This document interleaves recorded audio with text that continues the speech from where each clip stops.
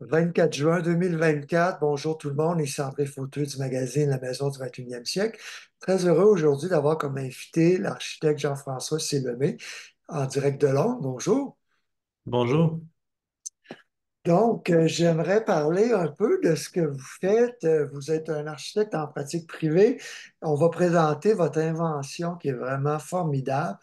Mais avant, parlez-moi un peu de vous. Vous êtes un jeune architecte qui a vraiment un beau CV. Comment fait-on pour travailler pour deux grands architectes, grandes vedettes internationales comme vous l'avez fait en sortant de l'université?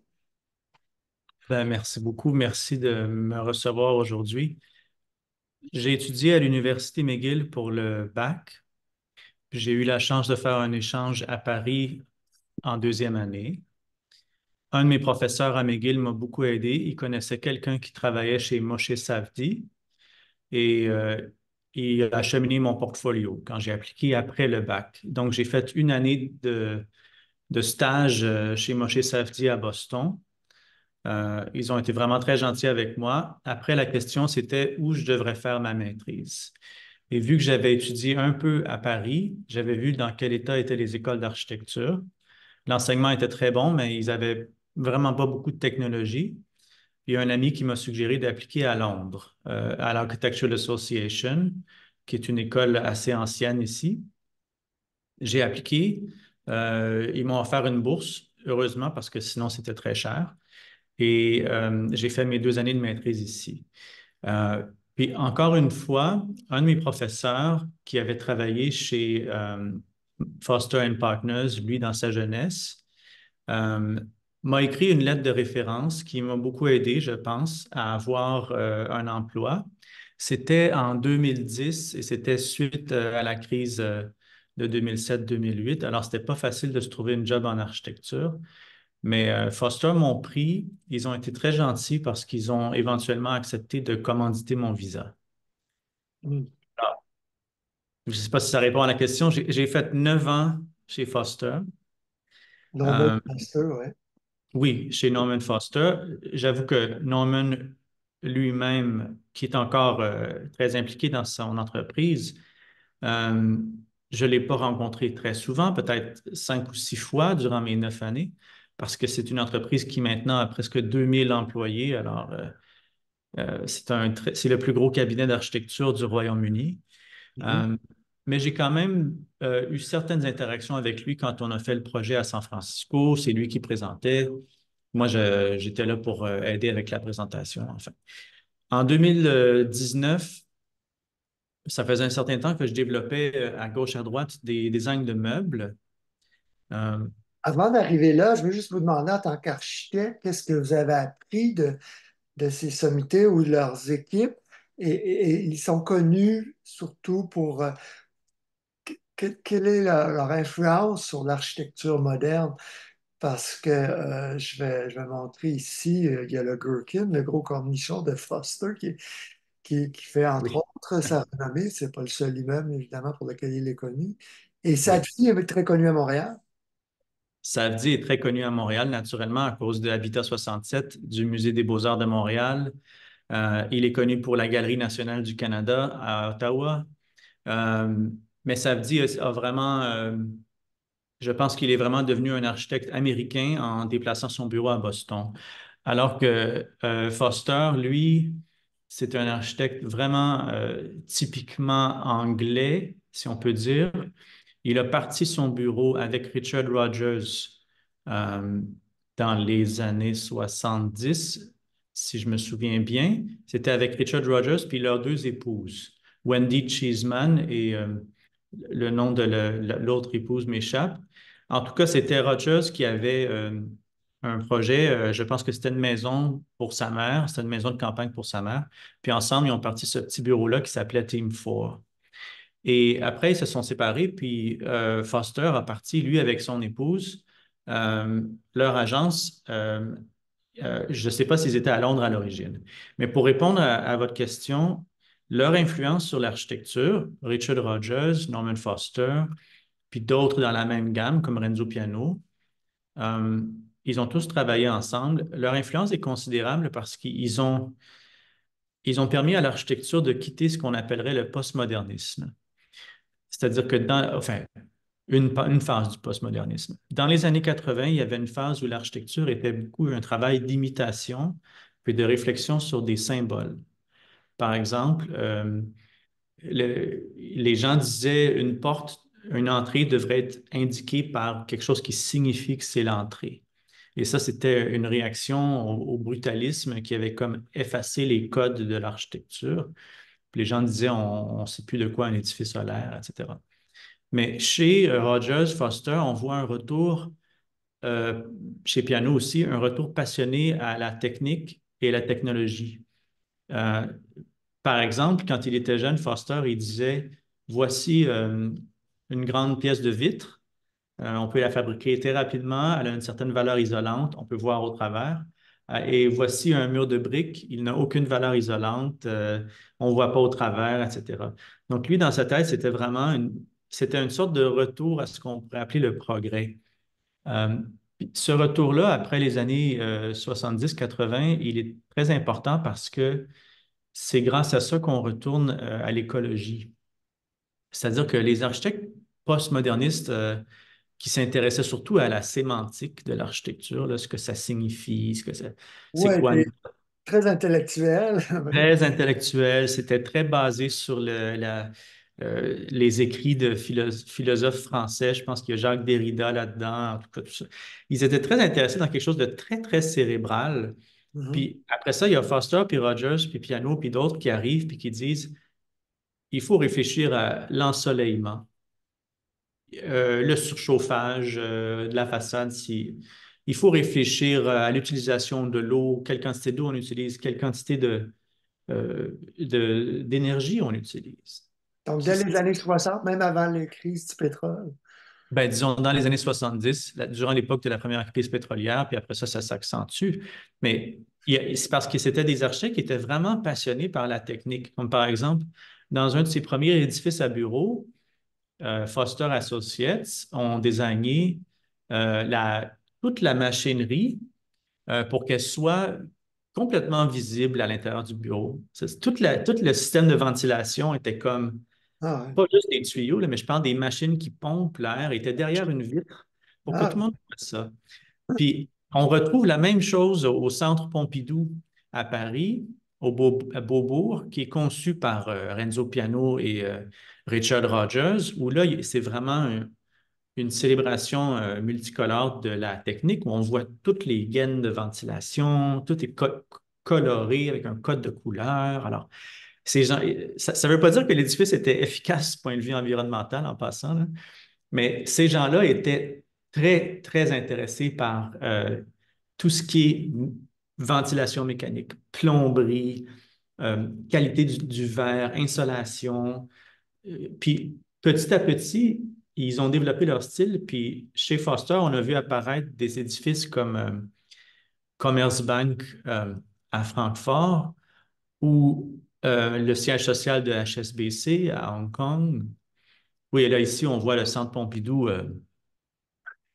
Mes amis décrivaient, ils disaient, c'est comme si un édifice avait vomi toutes ses entrailles vers l'extérieur. Euh, et c'est effectivement ça, c'est-à-dire que toute la ventilation, toute la plomberie qui est normalement au cœur de l'édifice, là, est rejetée à l'extérieur, soi-disant pour que les galeries du musée soient le plus purée. ouais, les moins encombrés possible.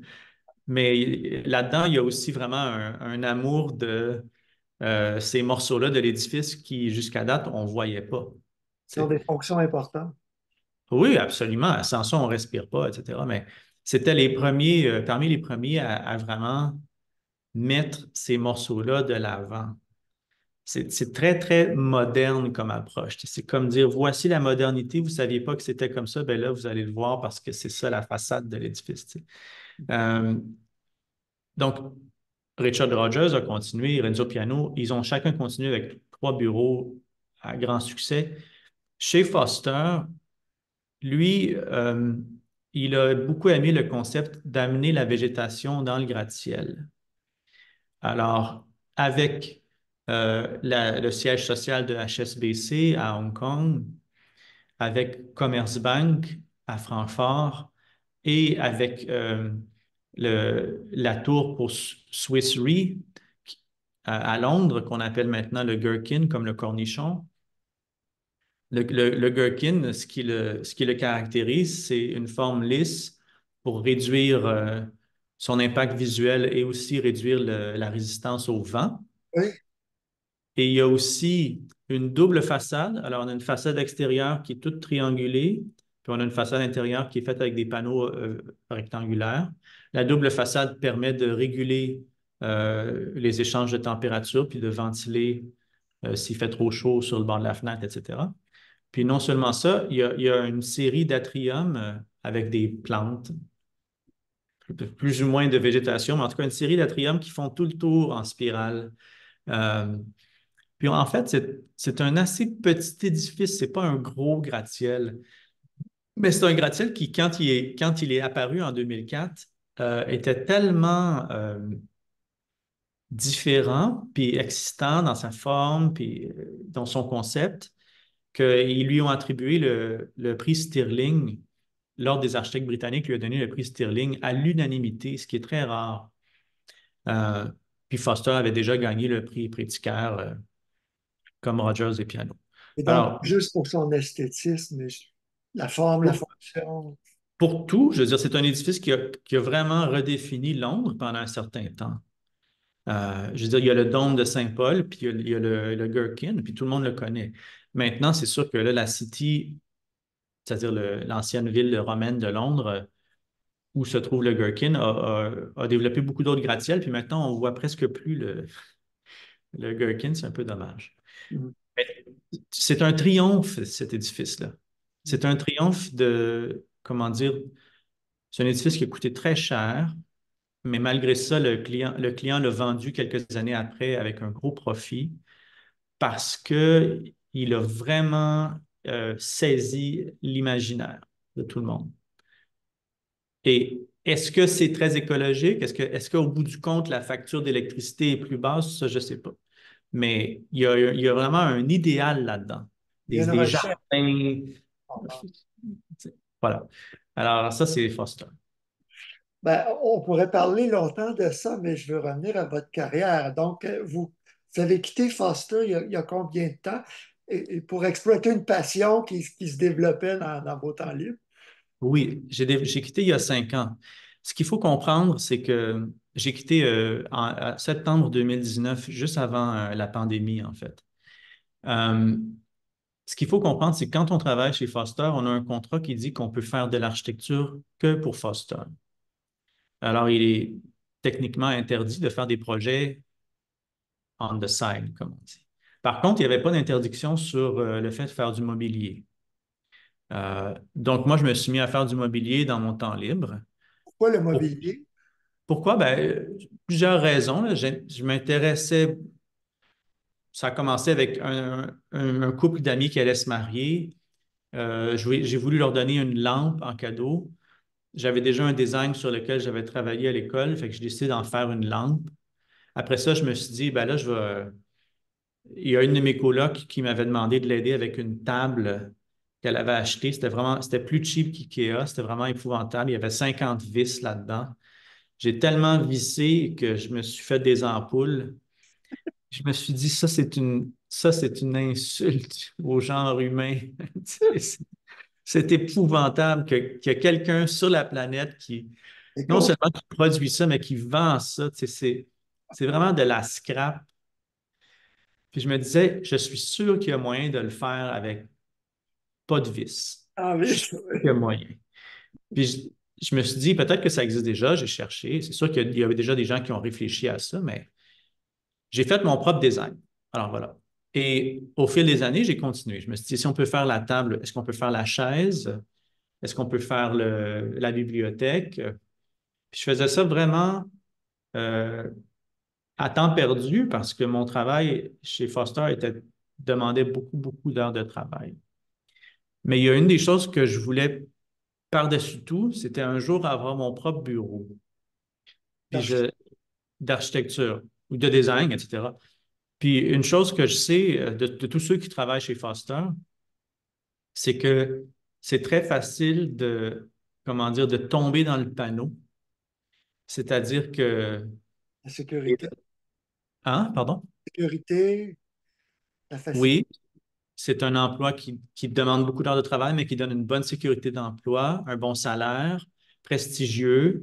Et là, les années passent, puis les gens perdent. Des fois, ils ont maintenant des responsabilités considérables, ils ont des familles, ils ont une hypothèque à payer, tout ça. Alors moi, je voyais tout ça se produire autour de moi, puis je me disais, si je veux avoir mon propre bureau, il va falloir que je fasse quelque chose parce que sinon, ça ne se produira jamais. C'est ta créativité qui est en jeu, là. Oui, mais c'est mon avenir aussi. À un moment donné, il faut que je décide, est-ce que je donne ma vie à Norman Foster, oui ou non? Tu sais? Mais je veux pas tomber là-dedans par accident. Si c'est un choix où je dis, je donne ma vie à ce bureau anglais-là, tant mieux. Puis il y a des gens qui le font très bien. Mhm. Puis ils le font admirablement, avec une énorme dévotion où, en fait, ils reçoivent à peu près pas de crédit pour ce qu'ils font. Ouais. Tu googles leur nom, puis tu trouves à peu près rien, puis pourtant, ça fait 40 ans qu'ils travaillent là. Et quand je parle de créativité, c'est peut-être parce que je n'avais pas le champ libre à 100% non plus dans une grosse structure comme ça. Ah, c'est clair. C'est clair, mais c'est parce que le bureau, il est gros, puis pour ça, il est hiérarchique. C'est nécessaire. Mais ça veut dire que moi, en tant que jeune architecte chez Foster, Tes même quand j'étais jeune, même après, hein? toutes tes idées, tes passions, c'est pas nourri à 100%. Ben, non, en fait, c'est ça le problème, c'est que c'est nourri à 100%. Le problème, c'est que ça prend 100% de toi. OK, mais Par exemple. l'initiative, ils font beaucoup place à votre initiative. Oui, OK? mais c'est peut-être ça le problème. C'est que il m'est arrivé de travailler un mois ou deux sur quelque chose dans lequel j'avais mis mon temps, mes fins de semaine, mes soirées. Puis après ça, ce truc-là a été à peu près mis aux poubelles parce il y a un patron senior qui aimait pas ça. Ben, c'est ça, je dis, ça tue l'initiative. Oui, D'autres- ça Ouais. tue, mais l'affaire, c'est que moi, je suis pas là pour dire j'ai aucune idée qu'est-ce que je ferais si j'étais Norman Foster, tu sais. Mais moi, si je fais quelque chose, je le fais, je mets vraiment du cœur à l'ouvrage. Puis après ça, de voir quelqu'un canceller mon travail, pas parce que le client n'a pas aimé ça, mais parce que lui n'a pas aimé ça. Puis je me dis, mais tu sais, on parle vraiment, on est rendu à une question de goût, là, rendu là, tu sais. Puis c'est sûr que c'est quelqu'un qui a plus d'expérience que moi, puis etc. Mais éventuellement, je me suis dit, moi, je ne suis pas à l'aise avec ça.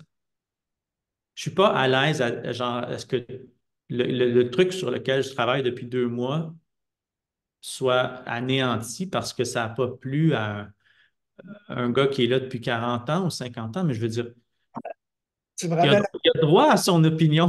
C'est oh, correct. ouais. Ben, Mais je tu suis me ramènes pas. à mon stage à la Gazette en 88, puis j'ai été pigiste pendant 15 ans, donc je sais un peu ce que les gens vivent. Puis quand on choisit d'être travailleur autonome, ben, on assume les victoires comme les défaites. Exactement. Alors là, tu lances ton bureau il y a 5 ans. Oui. Raconte un peu l'histoire parce que je veux montrer Without Screws. Ah, oui, ben voilà.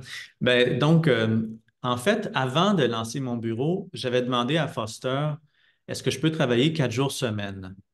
Euh, Ça a dû leur mettre la puce à l'oreille là, que je voulais faire autre chose, mais ils ont été vraiment gentils parce qu'ils me l'ont accordé.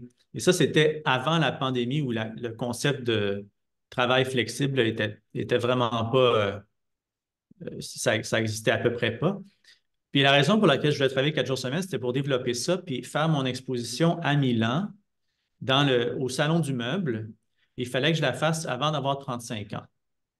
C'est une exposition pour designers dans moins de 35 ans. Alors, c'était en avril 2019 au Salon del Mobilier, Salon et Satellite, et j'applique et ils m'acceptent. Alors, moi, je me prépare pour ça. Je fais certaines fabrications moi-même, toute la photographie, je me prépare, j'y vais. Puis, il y a eu une bonne réponse. Il y a beaucoup de gens qui ont aimé ce que j'ai montré. il y avait beaucoup d'étudiants puis de visiteurs qui se rassemblaient autour de mon kiosque. Puis moi, ce que je faisais continuellement, c'est que je montais une table à café sans vis. Après ça, je montais dessus pour montrer qu'elle était solide. Puis je descendais, puis je la défaisais. Je l'ai tellement faite, j'avais quasiment les jointures toutes ankylosées à la fin, mais euh, ça a attiré l'attention. Après ça, euh, disons, il y a eu des bonnes critiques de presse. Mes objets sont apparus dans la presse italienne. Et il y a un magasin qui s'appelle La Rinascente, qui est un grand magasin du centre-ville de Milan, qui me dit, est-ce que tu voudrais montrer tes produits à l'automne prochain, en novembre prochain, 2019? Alors là, j'ai dit oui. Puis il se trouve qu'au même moment, chez Foster, je commençais sur un nouveau projet qui était très, très, très il y avait une effervescence, ça demandait beaucoup d'heures de travail.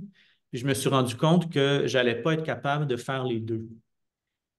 J'avais pu le faire ça pendant un an, là, un an de 4 jours semaine, mais je me suis rendu compte que c'est comme chevaucher deux chevaux en même temps. Si je continue, je vais me faire, je vais me ramasser entre les deux. Alors voilà. Euh, et je me suis dit, je vais l'essayer parce que cette chance-là, je ne l'aurai peut-être jamais une autre fois. Tu sais. Donc, j'ai quitté Foster, mais mon but, c'était de faire les meubles, mais c'était vraiment, c'était un saut je dirais pas complètement dans le vide, là, mais c'était vraiment plein d'espoir, mais c'était risqué aussi, là. C'était très risqué. Puis il y a un de mes anciens patrons qui m'a beaucoup aidé en me donnant du travail par l'entremise de son épouse qui possède une galerie d'art. Puis il y a un ami d'enfance à Montréal aussi qui m'a donné du travail avec son chalet. Il voulait se désigner un chalet. Il y a souvent des anges qui gravitent autour de nous quand on poursuit cette mission. Oui, exactement. Je ne sais pas qu'est-ce que j'aurais fait si je n'avais pas eu ces gens-là. Mais toujours est-il que j'avais ces gens-là. L'exposition à Milan, ça s'est bien passé. Puis là, il y a eu la pandémie. Fait que tout ce qui était vente au détail, ça. Ouais. euh, Puis après ça, ensuite, je me suis rendu compte que je n'avais pas encore résolu tout ce qui est la production du mobilier. Donc, Et j'ai continué. la Hmm? commercialisation qui est énorme comme aventure. Oui, c'est ça. En fait, à l'école d'architecture, on n'est pas vraiment formé. Ils ne nous enseignent pas comment être bon en marketing. Mm. Ils nous enseignent à être bon en design. Puis je me suis rendu compte que c'est un autre chapeau complètement. Ouais. Le gars ou la fille qui fait le design, il peut être très bon là-dedans, mais celui qui pousse le produit a vraiment un autre type de talent. Puis ça Mm. prend du temps aussi. Mm. Euh, Puis ça, je l'apprends, je continue à l'apprendre. Alors, c'est ça le défi de rouler un studio de design comme ça. Puis, il y a des gens qui pourraient me dire, mais pourquoi tu ne fais pas juste proposer ton design à telle ou telle marque? Et j'ai pas mis une croix là-dessus en passant, là. Je l'ai déjà proposé. Les entreprises ne sont pas toujours intéressées. C'est un nouveau produit, donc les gens ne savent peut-être pas où ça fit. Est-ce que c'est un produit de luxe? Est-ce que c'est un produit d'entrée de gamme? Il n'y a pas de vis. On sait ça. C'est un beau produit qui est bien fabriqué. Mais je pense que il y a des marques qui ne savent pas comment ça peut fitter dans leur catalogue. Alors moi, entre-temps, je continue de promouvoir la marque par mes propres moyens. Euh, et je ne veux pas abandonner. Je pense que le produit est très beau. Alors, Effectivement. Et ton site web, c'est quand même récent maintenant, la commercialisation. Parce que tu es basé en Angleterre. Comment est-ce que oui. ça fonctionne? Est-ce qu'on travaille une distribution nord-américaine? Ah, mon Dieu. Alors, la distribution nord-américaine, je la prépare. Les prix vont être ajustés pour s'afficher en dollars canadiens puis en dollars US. Les livraisons vont se faire au début transatlantique. Alors, je vais livrer à partir du Royaume-Uni en Amérique du Nord et il va falloir que j'ajuste peut-être les conditions de vente au cas où il y aurait des retours quand les gens changent d'avis ou parce qu'ici au Royaume-Uni, les gens ont le droit de changer d'avis sur une commande puis d'avoir un remboursement dans de 2 semaines. Je ne sais pas si je vais pouvoir honorer ça de façon transatlantique. L'étape ultérieure, ce serait d'avoir un distributeur euh, nord-américain. Il faut Euh, s'informer, c'est complexe, hein, la commercialisation. Les lois aussi, je ne sais pas si, est-ce que toute vente, est-ce qu'on est obligé de rembourser en 30 jours pour bien des produits et services? Euh, on ne parle pas de défaut de fabrication, ça c'est clair, là. oui. Mais on parle de Chaque, qualité, euh, c'est différent. chaque pays a ses règlements. Euh, Remarque qu'il est toujours possible de donner les conditions. Par exemple, quand quelqu'un place une commande sur mesure, la commande sur mesure, elle n'est jamais, peu importe ce que c'est, là, que ce soit un veston, une table, bon, ça, Pas c'est la jamais. vendre à quelqu'un d'autre, là. Oui, c'est ça. Donc, pour Without Screws, je navigue tout ça avec certaines personnes qui m'aident. Pour le moment, c'est des ventes britanniques et européennes, mais le marché nord-américain est très important.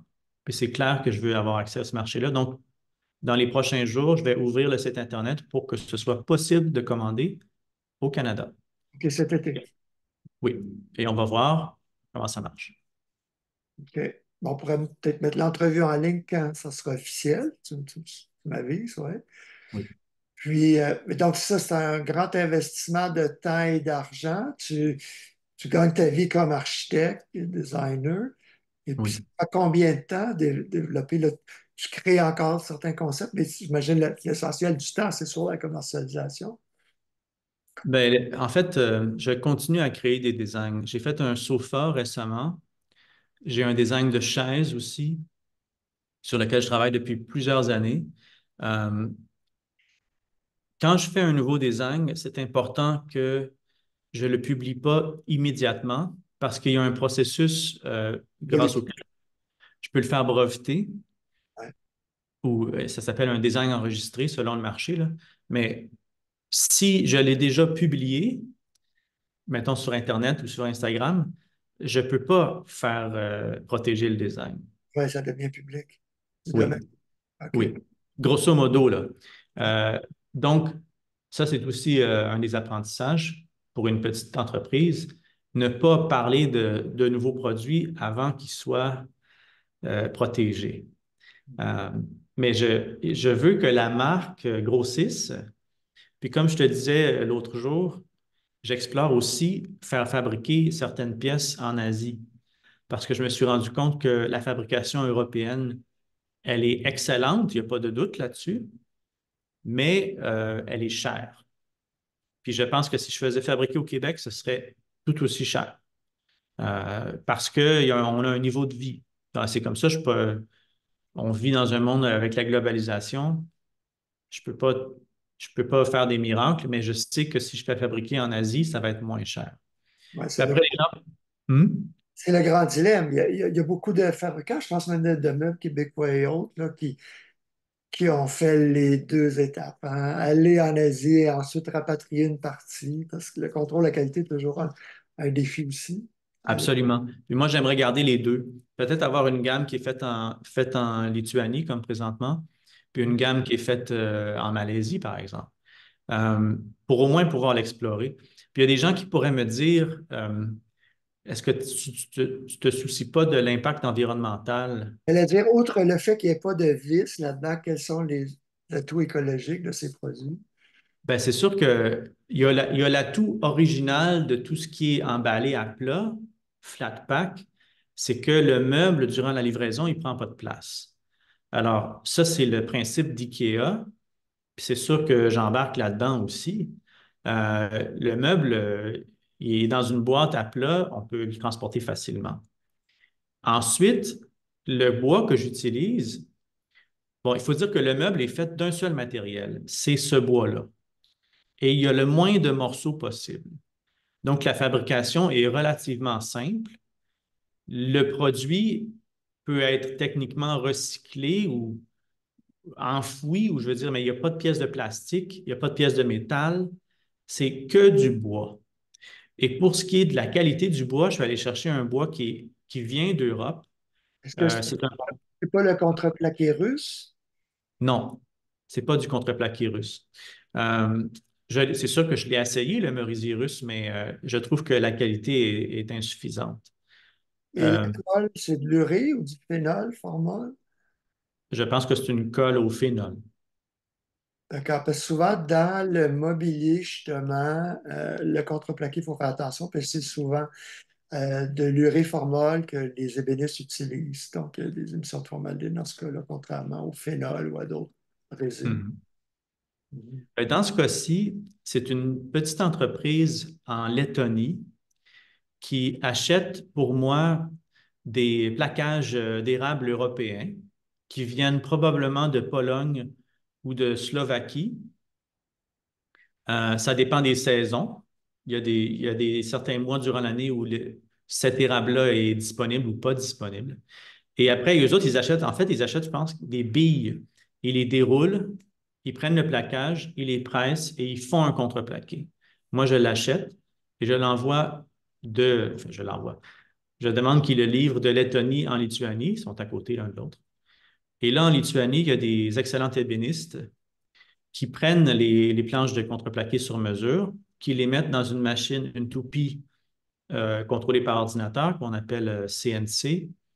Et ça demande de couper des deux côtés. Et après ça, ça demande de faire un sablage à la main. Finalement, ils font un vernis à base d'eau qui est résistant et qui est écologique. Donc, ça, c'est le processus de fabrication actuel. Pour ce qui est de la livraison, à ma connaissance, ils livrent par camion et après par ferry en Angleterre, où j'ai un entrepôt. Traversier, Ah. qu'on dit en français. Hein? On dit traversier en français. Oui, excuse-moi. C'est ça. Et donc, pour ce qui est du produit qui va être fait en Asie, il va être livré par conteneur, par bateau.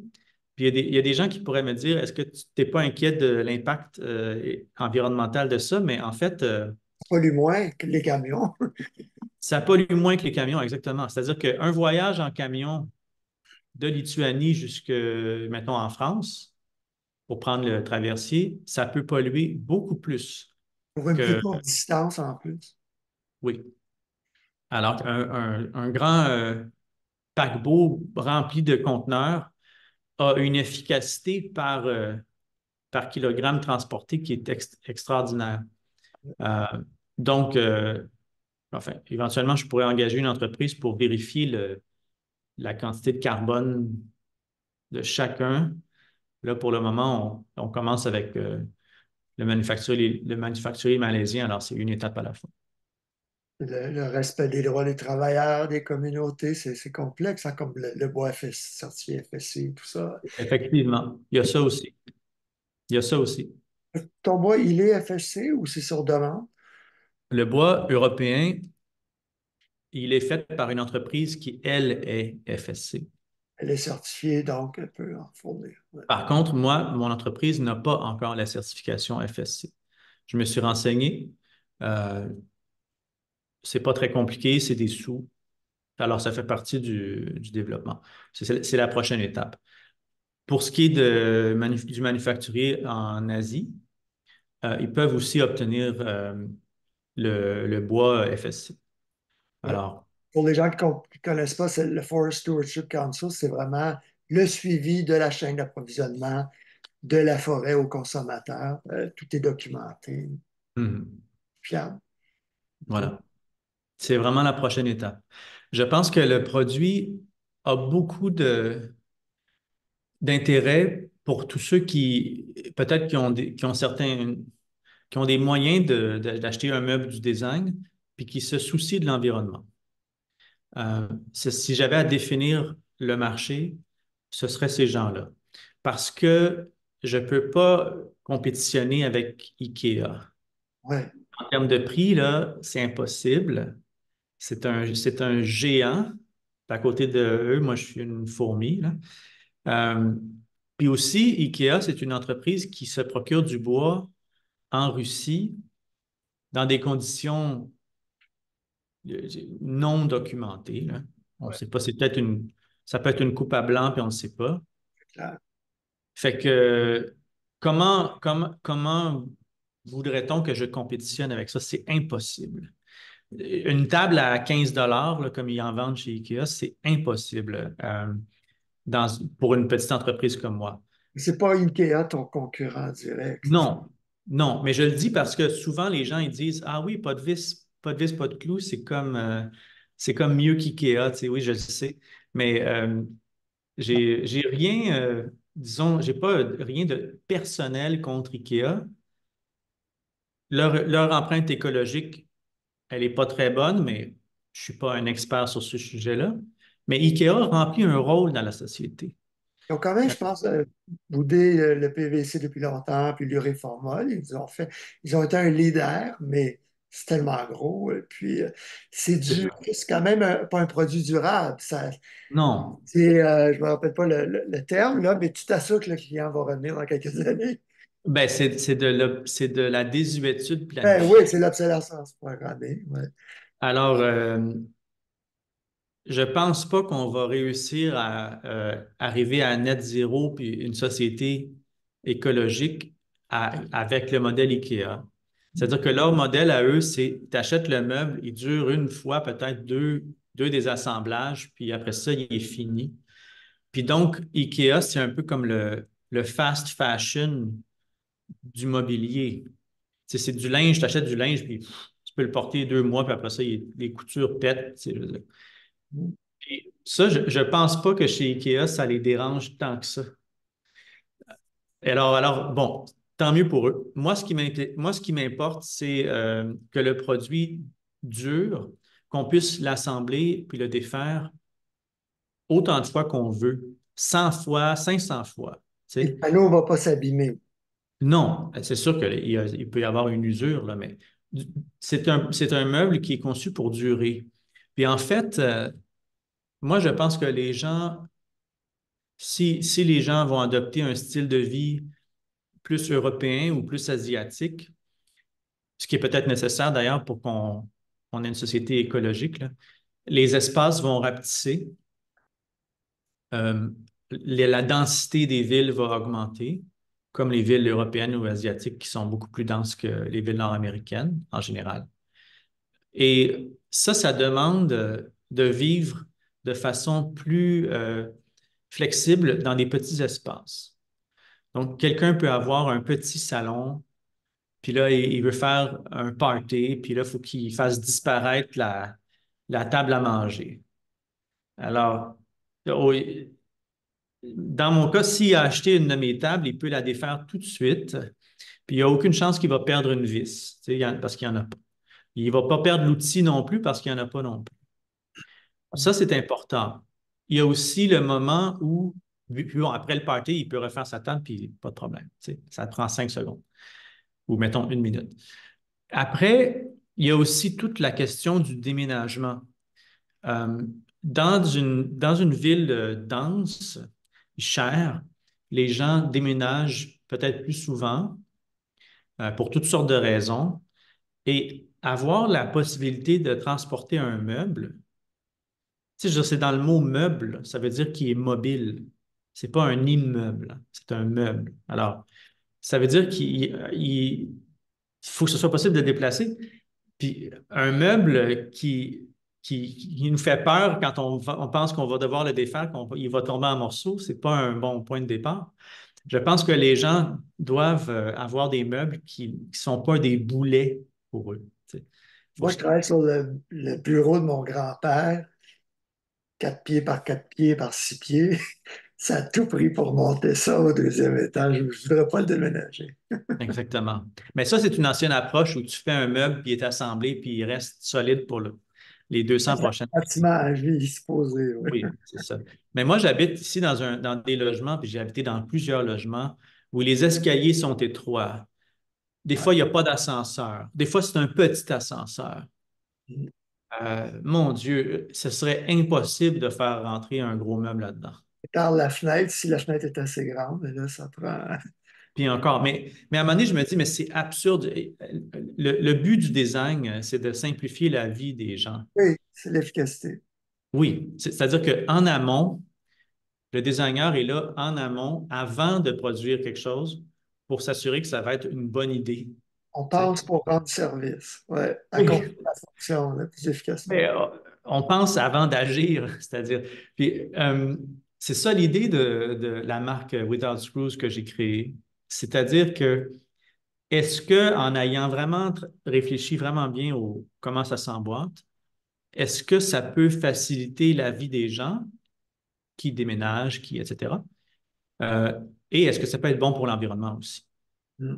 Parce qu'on n'a pas besoin de jeter le meuble parce qu'il est durable, etc. Alors Et, voilà. donc, la prochaine question, c'est quelle est la prochaine étape? Et je ne veux pas être un oiseau de malheur. Souvent, on voit des inventions géniales qui remportent plein de prix, qui ont des belles critiques dans les médias, mais c'est ça, ça prend un crack, pas juste du design, mais de la commercialisation pour réussir. Le prix, évidemment, c'est pas accessible à tous. On parle de quoi, des 1 500 euros. Quelle est ta stratégie? Est-ce que tu as Bon, d'autres... euh, la prochaine étape, pour moi, c'est d'introduire cette lignée-là qui va être faite en Asie. C'est-à-dire que le même produit va être disponible sous deux versions. La version asiatique, qui va être moitié prix ou peut-être moins, et la version européenne. Alors moi, j'essaie de proposer une gamme. Les deux produits ne seront pas identiques. Il y en a un qui va être peint, l'autre qui va être en bois naturel. Euh, mais il faut quand même rencontrer les gens à leur budget. Et il y Ouais, a des gens qui peuvent, comme tu dis, payer 1000 euros pour une table, puis des gens pour qui payer 300, 400 euros, ce serait déjà beaucoup, ou dollars. Alors, c'est ça la prochaine étape pour moi. Puis ensuite, ouvrir le site Internet à plus de pays pour élargir les ventes. Puis, moi, je pense qu'il n'y a pas de raison que la business euh, disparaisse si elle croît de façon progressive. Je pense qu'il y a peut-être des gens qui prennent des risques considérables en essayant de lancer un produit, puis qui après se rendent compte qu'ils se sont trop avancés financièrement, puis là, qu'ils doivent fermer leurs portes. ouais, c'est Et toujours là. là, oui, dans mon cas, j'ai fait les choses petit à petit pour que le produit, présentement, le produit, il est disponible. C'est pas une grosse entreprise, mais le produit, il est disponible. Alors, si quelqu'un en veut, il va l'avoir. Et on va grossir progressivement. Voilà. Le projet asiatique peint, donc c'est du panneau de particules et ça va être offert. C'est du MDF. C'est mieux que du panneau de particules, on s'entend. Euh, C'est plus c'est, solide. c'est plus solide. Euh, bon, c'est un meuble que je fais pour l'intérieur. Alors, c'est sûr que du MDF, on ne peut pas utiliser ça dehors là, parce que c'est pas bon en cas d'humidité. Mais à l'intérieur, c'est très commun. La finition peinte elle semble être excellente. Euh, puis si mon prix de revient est peut-être 4 fois moins cher, pour moi, c'est très important. Ouais. Je On peux est, repasser les économies aux consommateurs. le MDF, on est plus habitué aux moulures, là, les boiseries et puis les planchers flottants laminés, Oui. stratifiés. Mais il y a aussi, c'est quoi, les portes d'armoire, c'est du MDF, très souvent. Ben, en architecture, le MDF est très populaire pour C'est plusieurs pas les, raisons. c'est pas les caissons habituellement des armoires, l'MDF. Oui. Souvent les caissons, la carcasse qu'on appelle. OK. Euh, la raison pour laquelle les menuisiers et les ébénistes aiment beaucoup le MDF, c'est que d'abord, il est parfaitement stable. Quand on dit stable, ça veut dire que peu importe dans quel angle tu le coupes, il ne va jamais gauchir ou fléchir. OK. Faire... Alors que le bois naturel, vu que l'arbre est sous toutes sortes de stress à cause de la gravité et du vent, quand on le coupe dans une certaine façon, comme tu sais sans doute, il va faire toutes sortes de... Alors, c'est pour ça que j'utilise du contreplaqué pour empêcher ça, parce que mes meubles demandent que les panneaux demeurent plats. Mais dans le cas du MDF, c'est pas un souci parce que le bois est complètement, c'est du bois à l'origine, mais il a été tellement transformé qu'il est parfaitement stable. Mais Ensuite, c'est de la fibre de densité moyenne. Je me suis trompé quand je parlais des planchers, c'est le HDF à plus haute densité. oui, Donc, c'est plus robuste quand c'est de la densité moyenne. oui, c'est ça, mais il y a toute une gamme, là. Ça va de, si je comprends bien, là, ça va de l'isolant en fibrocellulose, qui est utilisé dans l'architecture comme isolant thermique, au MDF, qui est une version plus dense de ça. On parle encore de fibres de bois qui sont collées. Et après, on a la version plus haute densité de ça qui peut être utilisée même dans des applications extérieures. Euh, mais le MDF est très populaire parce que la surface, elle est parfaitement lisse. Donc, les ébénistes qui font des portes d'armoire, ils savent ils peuvent te faire un fini blanc laqué ou OK, tu puis n'as il pas va de être package parfait. par-dessus, ouais, C'est ça, il va être parfait. Il n'y aura pas de bosse ou de grains ou quoi que ce soit. Ça va avoir l'air absolument impeccable. Alors, est-ce que moi dans mes projets d'architecture, je préfère le contreplaqué? Mais ben, parce que moi, j'aime ça voir le bois. pour le grain. Oui. Puis ensuite, le contreplaqué est plus résistant à l'humidité.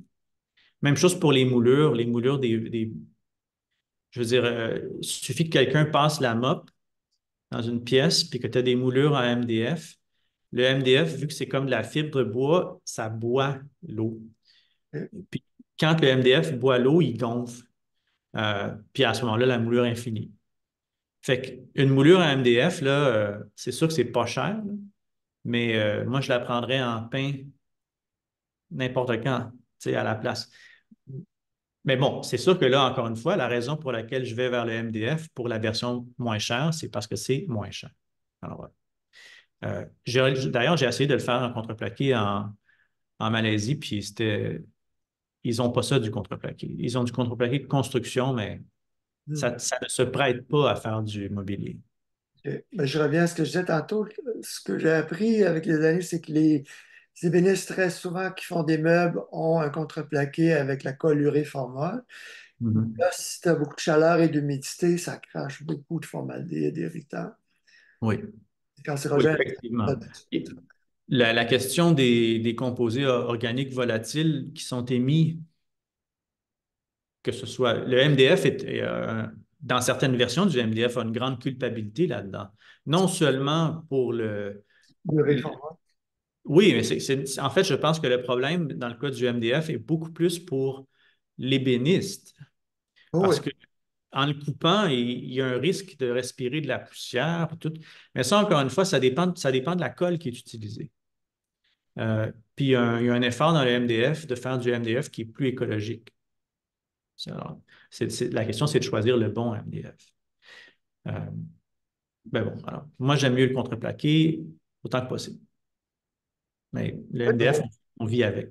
on voit souvent de plus en plus même des maisons, pas seulement les bâtiments commerciaux, où c'est des grands pans de murs en contreplaqué, c'est très beau.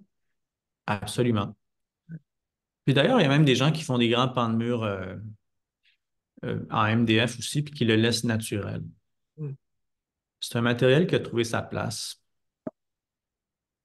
Et dans quelques mois, j'espère qu'on va présenter des maisons de Jean-François. C'est le meilleur architecte, une maison au Québec qui va se construire prochainement. Oui. Alors, comme je disais tout à l'heure, grâce à mon ami qui m'a demandé de concevoir un chalet pour lui à Valmorin, euh, c'est un chalet où on veut utiliser des produits québécois de bois massif. C'était l'idée du départ, c'est qu'on utilise du gloulam pour faire des grandes poutres, puis qu'on exprime. C'est le projet est dans la section, il est un peu plus bas d'ailleurs, dans la section architecture. Alors, il est le chalet écologique au lac La Salle. Euh, le client, peut-être pour donner un peu de contexte, le client est chirurgien orthopédique et il travaille beaucoup avec euh, comment dire, les parties du corps qui sont autour de la colonne vertébrale. Puis dans sa réflexion, il voulait que la structure ou la colonne ou la cage thoracique de la bâtisse soit bien exprimée, bien visible. Et là, comme tu peux voir sur ces photos-là, il a acquis un site absolument magnifique. Je n'ai pas mis beaucoup d'images sur le site ici, mais tu peux voir sur cette image-ci, on exprime des grandes poutres en glulam comme ça. On a du platelage. Tout ça, c'est fait à partir de bois québécois dans des usines québécoises. On a des portes et fenêtres très grandes avec une grande, grande exposition sur le sud. Et j'ai prolongé le balcon pour qu'il fasse de l'ombre en été. Alors, sinon, on aurait un problème de surchauffe immédiat. Mais l'idée, c'est qu'en été, le balcon va protéger la grande baie vitrée sur le sud, qui donne la belle vue. Puis en hiver, le soleil étant plus bas, puis les arbres ayant perdu leur feuillage, le soleil va aider à chauffer la bâtisse. Alors, c'est juste un peu de conception comme ça, solaire, passive. Et sur le toit, on a un très beau toit vert, ce qui est assez rare dans le domaine du chalet au Québec. Et on a une passerelle qui permet de monter sur le toit, donc vraiment d'utiliser le... En fait, là-dedans, c'est non seulement qu'on veut utiliser le toit, mais c'est aussi on veut dire on a soustrait un rectangle à la forêt, puis on l'a redonné à la forêt, poétiquement, là. Hmm. Peut-être qu'il va faire un potager sur le toit, peut-être qu'il va laisser ça pousser comme ça. Le Pour revêtement, empêcher les animaux d'emprunter la passerelle et aller déguster le potager. ben, moi, ça ne me dérange pas s'il y a un chevreuil qui monte sur le toit. Euh, mais ensuite, pour le revêtement extérieur, on va faire ça en cèdre. C'est une compagnie québécoise qui va nous fournir le cèdre. Encore une fois, ça va être du cèdre blanc qui, je pense, vient du Québec. Alors, on veut utiliser des matériaux locaux. On veut surtout tirer avantage du magnifique site qui a une vue époustouflante. C'est pour ça que le design du chalet est d'une grande simplicité.